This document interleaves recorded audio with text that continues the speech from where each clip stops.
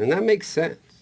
Because what we're actually happening when we actually delve into our subconscious and when we actually look at our nervous system, our nervous system is doing what it learned to do to survive, right? It was taught, it was trained, it was groomed into the survival state, to stay in this survival state. And you have to run someone else's program in that space in order to survive that environment. And over time, you forget. It's not even your program. Right? It's someone else's. And the moment that you notice that this is happening, the moment that you catch yourself to just before a reaction and think, wait, this isn't how I want to live anymore. That's the beginning of healing, because you're going to notice those old patterns. And once you notice those patterns without running the old patterns, that's how we break the patterns. And that's how we create new patterns. Recovering from toxic relationships, it's hard. It's really hard.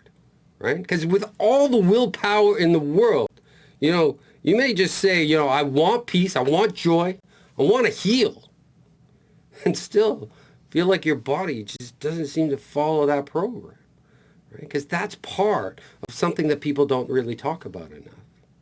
Because wanting to heal and being able to feel safe enough to heal, those are two completely different things. And here's the science for why this happens. Because only about 5% of our minds are conscious. And that means what? 95% of what drives us is happening underneath the surface.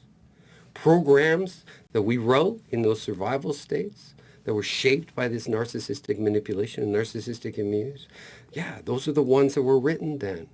So no, there's a part of recovery that isn't about willpower. It's about patience to go into that subconscious programming with connection, with calm, with compassion, and gently and slowly clean up the mess that someone else created. And that's going to take more than just willpower to do this work, because what we're learning is how to reprogram our minds. And we need to do that step by step, piece by piece, moment by moment. Being in a toxic environment, it's just like, especially when we've been in one for a really long time, we can actually normalize it, right? And once we normalize it, what's familiar starts to feel safe. Because why? Because it's familiar. And that's not the same as actually feeling safe. Because your trauma won't let you do that. Your trauma will whisper. And it tries to rationalize it. It's like, hey, you know how to walk on eggshells. You know how to silence all your needs before the narcissist causes a problem. You're actually really good at it. Right? And these are your survival instincts. And what they did was they protected you. But they also trapped you in a very unsafe environment. And accepting that you had to shrink yourself in order to feel safe, that's not safety.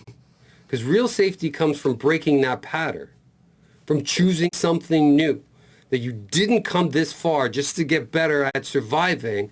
What you did was you came this far in order to learn new thinking, and new thinking that's going to actually break that cycle. And in doing that, you actually create the safety that you never had. And you're the one that's going to have to do that.